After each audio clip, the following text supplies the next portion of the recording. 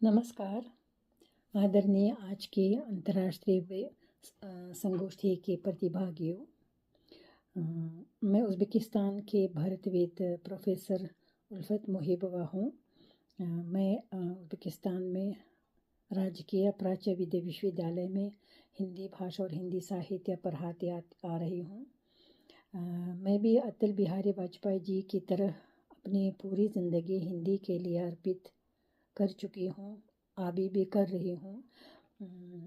हर देश के अपने ऐसे नेता, ऐसे कवि, ऐसे महान लोग होते हैं जिनको ज़िंदगी भर उनका जनता याद रखता है, उनके लिए कविताएं लिखता है, उनके लिए किताबें लिखते हैं।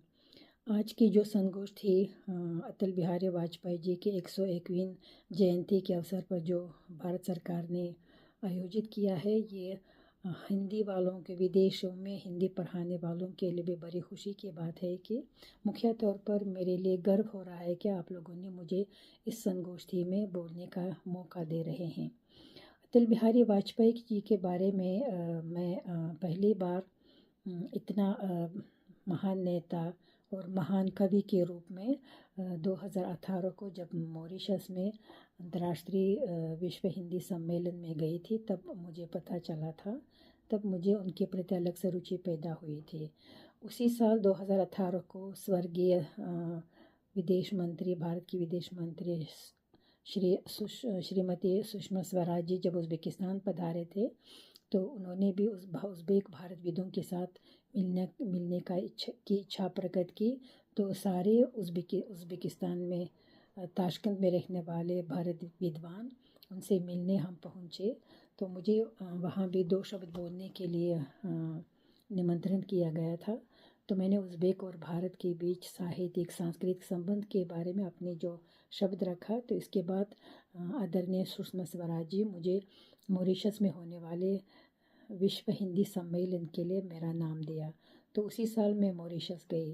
तो मॉरिशस में एयरपोर्ट से हवाई जहाज़ से उतर के सम्मेलन हॉल तक पहुंचने तक मैंने पूरे शहर में देखा कि बहुत बड़े इतने सारे फ़ोटो अटल बिहारी वाजपेयी जी के फ़ोटो से शहर सजाया हुआ था, उनके नारे लिखे गए थे। और जब सेमिनार में मुझे उनकी जब कविताएं सुनने को मिली, तो मैंने कहा ये एक नेता नहीं, बहुत ही महान कवि हैं।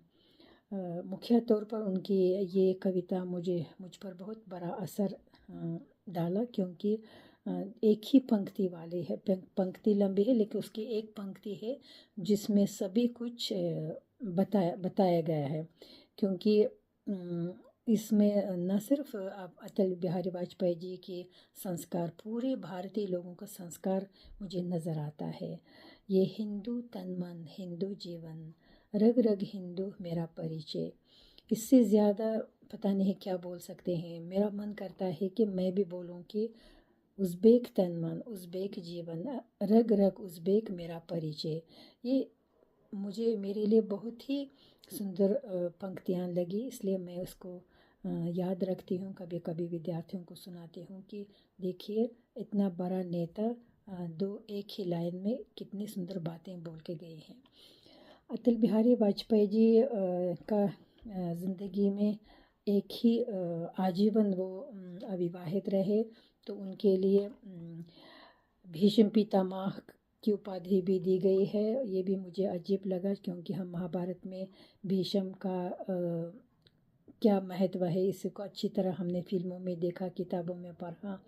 तो वाजपेयी जी ने भारत को एक विकसित देश बनाया। सबसे बड़ा उनका योगदान भारतीय जनता पार्टी की स्थापना की, भारत को परमाणु संपन्न राष्ट्र बनाया और भारत को अर्थव्यवस्था की उन्नति के रास्ते से ले चले।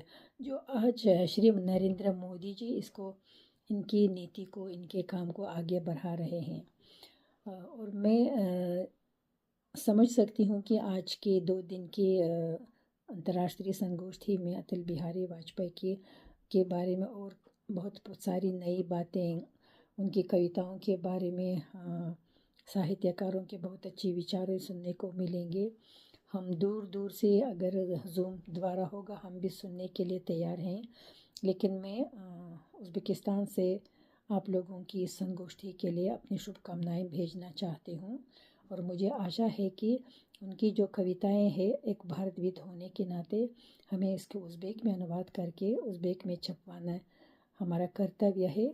ये काम भविष्य का काम है। ये आपके लिए भी और हमारे लिए भी खुशी की बात होगी। आपका ज़्यादा समय लेना नहीं चाहती हूँ। आपकी संगोष्ठी के लिए मेरी शुभकामनाएं। बहुत बहुत धन्यवाद। नमस्कार।